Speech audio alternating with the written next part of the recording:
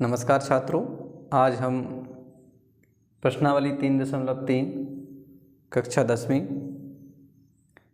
उसका एक पहले प्रश्न का पहला ही प्रश्न करेंगे, जिसमें हमें पूछा गया है निम्न समीकरणों के युग्म को विलोपन तथा प्रतिस्थापना। ठीक है, मैंने आपको पिछले वीडियो में आपको एक सिखाया था जिसमें से हमने सीखा कि प्रतिस्थापना विधि क्या होती है। ठीक है, आज हम इसमें से क्या सीखेंगे, विलोपन विधि भी सीखेंगे।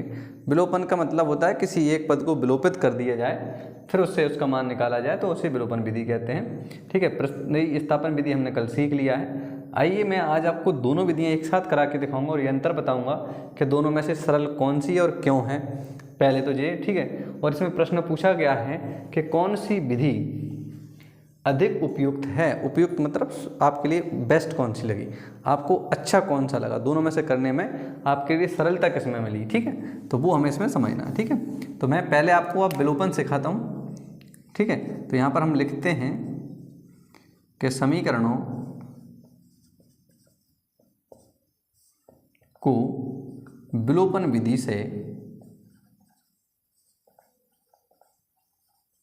से हल करने पर, ठीक है, हल करने पर हम आगे उसमें से कर लेंगे। ठीक है, ये आधे में हम क्या कर देंगे, इधर प्रतिस्थापन विधि कर देंगे। ठीक है भाई, तो आइए हम इसमें समझते हैं पहले विलोपन विधि क्या होती है। विलोपन विधि का समीकरण दोनों लिखेंगे हम। तो हमने पहला x + y बराबर क्या लिखा 5, दूसरा हम इसको लिखेंगे तो क्या लिखा है, देखिए 2x - 3y बराबर क्या लिखा हुआ है 4। इसको हमने मान लिया समीकरण 1, इसको मान लिया समीकरण 2। जिस प्रकार से हमने प्रतिस्थापन किया था, ठीक है, लगभग प्रतिस्थापन और विलोपन थोड़ा सा अंतर मान लीजिए, तो हम उसमें से देखेंगे इसमें से हमें किसी एक पद को बराबर करना है, या तो हम x को बराबर कर लें या हम किसको y को बराबर कर लें। तो हम जितने सवाल करेंगे उसमें हम x को ही बराबर करेंगे। तो इसको बराबर करने के लिए हमें एक तरीका अपनाना होता है कि इसका गुणा इसमें कर दीजिए और ऊपर वाले का गुणा कहाँ कर दीजिए, नीचे। तो इस 2 का गुणा हम समीकरण ऊपर वाले में कर देंगे इस प्रकार से, और इस नीचे इसके आगे कुछ नहीं लिखा है। तो अध्याय 2 पर मैंने आपको बताया था जिसके आगे कुछ ना लिखा होता है उसे हम कितने का गुणा कर देंगे, 1 का, या उसके आगे 1 मानते हैं। ठीक है, तो इसमें हमने 1 का गुणा कर दिया। क्या यहाँ तक आपको समझ में आया कि नहीं? तो सेम का सेम इसको लिखना। देखिए कैसे लिखेंगे कि समीकरण, ठीक है, समीकरण 1 में, समीकरण 1 ऊपर वाला है उसमें किससे से गुणा किया है, समीकरण 1 में 2 से, तथा समीकरण 2 में किससे, 1 से। ठीक है, 1 से गुणा करने पर, क्या करने पर, गुणा करने पर। ठीक है, 1 का गुणा करना है। ठीक है, तो हम 1 से इसमें जब गुणा करेंगे, आगे देखिए, तो हमने इसको लिखा, अब इसको लिखेंगे x + y बराबर क्या लिखा 5। ठीक है, 2x - 3y, थोड़ा सा मैं बड़ा लिख देता हूँ इसको, x + y बराबर 5। दूसरा समीकरण लिखेंगे 2x - 3y बराबर 4। ये समीकरण 1 हो गया है, ये समीकरण 2 हो गया है। इसमें हमने 2 से गुणा करना है, इसमें 1 से करना है। ठीक है, अभी इसमें मत करिए, यहाँ पर हमें सिर्फ समझाने के लिए लिखा था।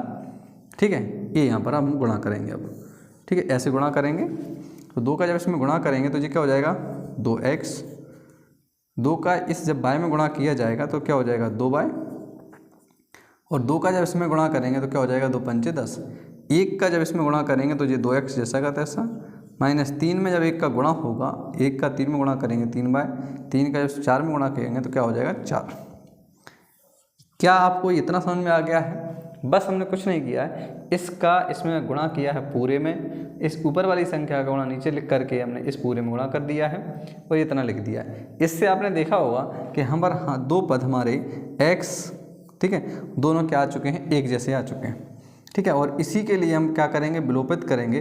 ठीक है, कैंसिल आउट करेंगे। कैसे करेंगे, देखिए 2 और 2x लिखा है पर दोनों के आगे चिन्ह समान है, इसलिए इसका चिन्ह हमें अलग करने के लिए क्या करेंगे, माइनस, इसके आगे माइनस लगाए तो यहाँ पर क्या लगा देंगे प्लस, और इसके आगे माइनस नहीं है, ठीक है, प्लस माना जाएगा, तो इसके आगे हम क्या लगाएंगे, माइनस। ठीक है, यदि इसके आगे माइनस लगा होता तो हम नीचे प्लस कर देते।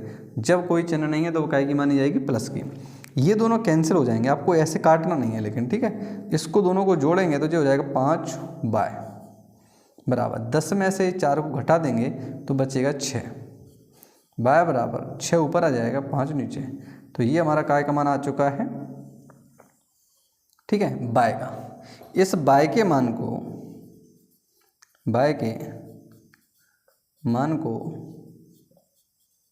समीकरण किस में रखना है, 1 में, ठीक है। 1 में रखने पर, ठीक है, 1 में रखेंगे तो हमें पहले 1 को लिख लेंगे पूरा, ठीक है। x + y बराबर क्या लिखेंगे 5। जहाँ पर y लिखा है वहाँ पर हम उसका मान लिखेंगे। सॉरी, यहाँ पर जगह बनने के लिए थोड़ी सी प्रॉब्लम है, हम इसको आगे कर लेते हैं, ठीक है। x + y के स्थान पर हमें क्या लिखना है मान, तो 6 बटे क्या लिखेंगे 5 बराबर क्या आ जाएगा 5, ठीक है। ये 5 हमारा पहले से ही लिखा हुआ है, ठीक है। ये वाला 5 y के स्थान पर 6 बटे क्या लिख दिया है 5। तो इसको हम थोड़ा आगे कर लेते हैं, ठीक है। मैं इधर कर देता हूँ, यहाँ एक लाइन निकाल के, ठीक है, ऐसे। सेम इसको लेकर के हम यहाँ लिखेंगे आगे। तो कैसे, देखिए पहले क्या लिखेंगे, x बराबर 5, ये बराबर के जब उस तरफ जाएगा तो जो जाएगा -6 बटे में आएगा 5, ठीक है। x बराबर 5 का 5 में गुणा करेंगे क्या हो जाएगा 25, और -6 जैसे के तैसे, और बटे का 5 भी कैसा रहेगा जैसा का तैसा। यहाँ पर जो आप लाइन निकालें वो दोनों के नीचे आना चाहिए, यहाँ पर ऐसा ही लिखना है। जब इसको आप घटाएंगे तो बचेगा 19 बटे में क्या आएगा 6। इस प्रकार से ये हमारा काय का मान आ जाएगा x का। तो हम यहाँ लिखेंगे कि अतः, ठीक है, अतः x बराबर 19 बटे 6 एवं बाय, ठीक है, कितना आ जाएगा आपका 5 बटे में 6। ये आपका आंसर हो जाएगा, ठीक है। तो शायद मेरे अंदाज से ये आपको समझ में, सॉरी यहाँ पर 6 बटे 5 था, 6 बटे 5, ठीक है। हमने इसका मान निकाला तो क्या आया था 6 बटे 5। तो इस प्रकार से हमने इसके मान निकाल लिए हैं, ठीक है। आप इसका स्क्रीनशॉट लें और इसको हल करें, ठीक है। हम आगे इसी को मैं आपको प्रतिस्थापन से करके और दिखा रहा हूँ यहाँ पर। तो देखिए हम यहाँ लिखते हैं प्रतिस्थापन विधि से हल, ठीक है। प्रतिस्थापना, चलो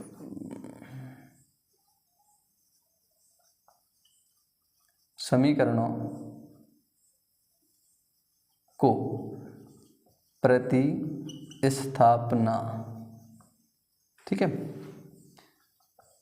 विधि से हल करने पर, ठीक है।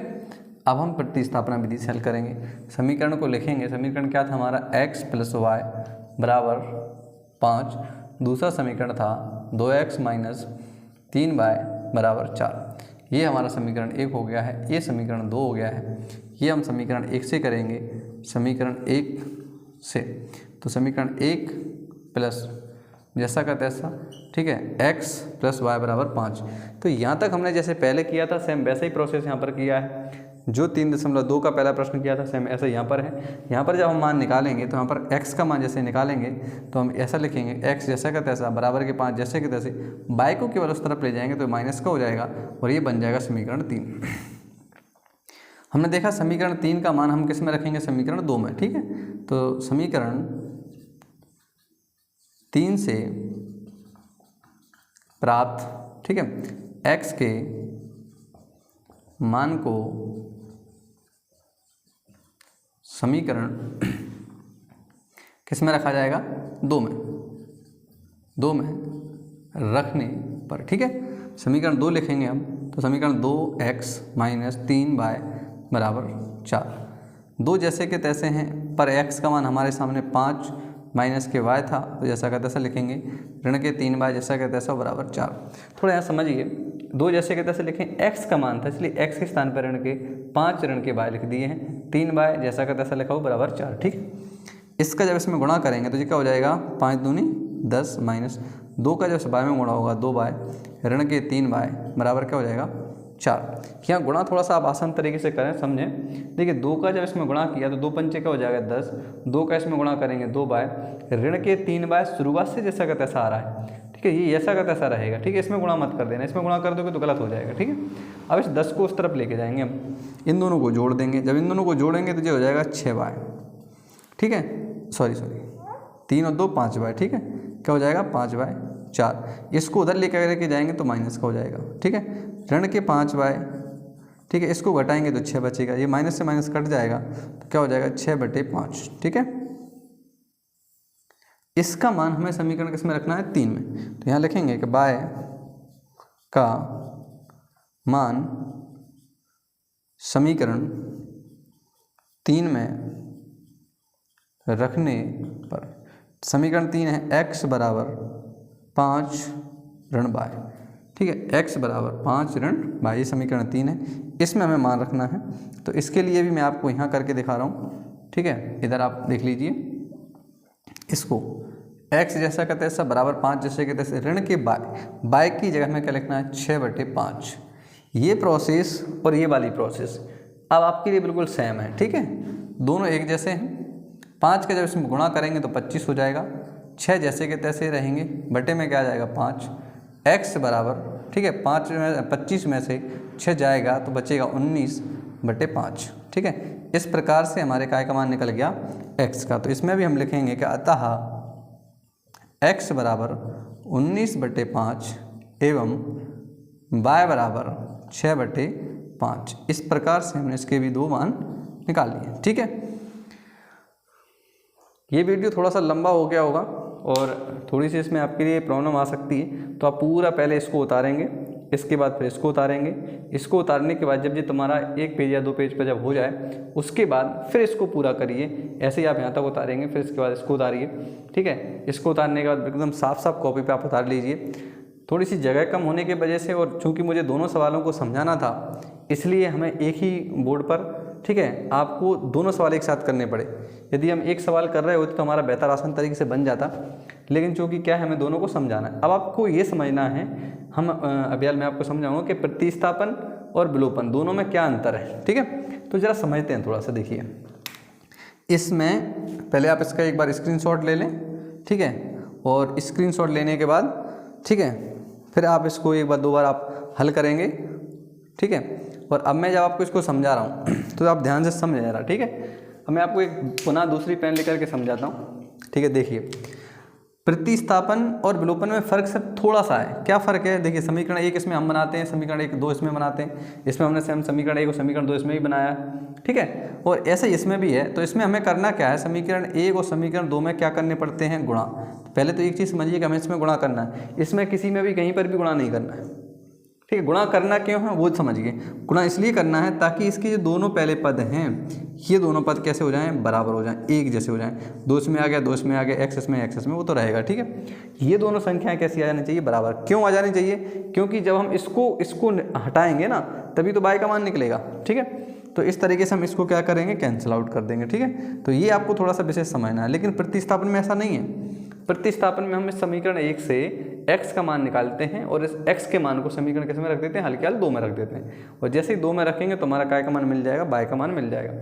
इन दोनों परिस्थितियों में आपके लिए विलोपन विधि अधिक उपयुक्त लगेगी, ठीक है। तो आप इसके नीचे लिख सकते हैं कि दोनों विधियों में हमें उपयुक्त कौन सी विधि लगी है, विलोपन विधि। क्योंकि इस विधि में हमें किसी भी समीकरण से किसी भी समीकरण में मान रखना नहीं पड़ता है। दूसरा, हमें यहाँ पर मान निकालने के लिए अभी छोटा सिंपल सा प्रश्न था, जब इन दोनों में संख्याएं आ जाती हैं तो ये संख्या बटे में आती है, बटे में आने के बाद फिर जब हम इसको सॉल्व करते हैं तो थोड़ा सा कठिन हो जाता है, ठीक है। तो इसलिए थोड़ा समझिए आप इसको, ठीक है। दोनों प्रश्नों को करिए, ठीक है। कहीं पर किसी प्रकार की कोई समस्या होती है तो आप हमें कमेंट करके बता सकते हैं। चैनल को लाइक कर लीजिए, ठीक है। चैनल को सब्सक्राइब करिए हमारे को, और कमेंट करिए, ठीक है। और लाइक करते रहिए, अपने दोस्तों और फ्रेंडों के साथ इसको शेयर करिए ताकि उनकी भी थोड़ी सी मदद हो सके, ठीक है। Thank you. जय हिंद, वंदे मातरम।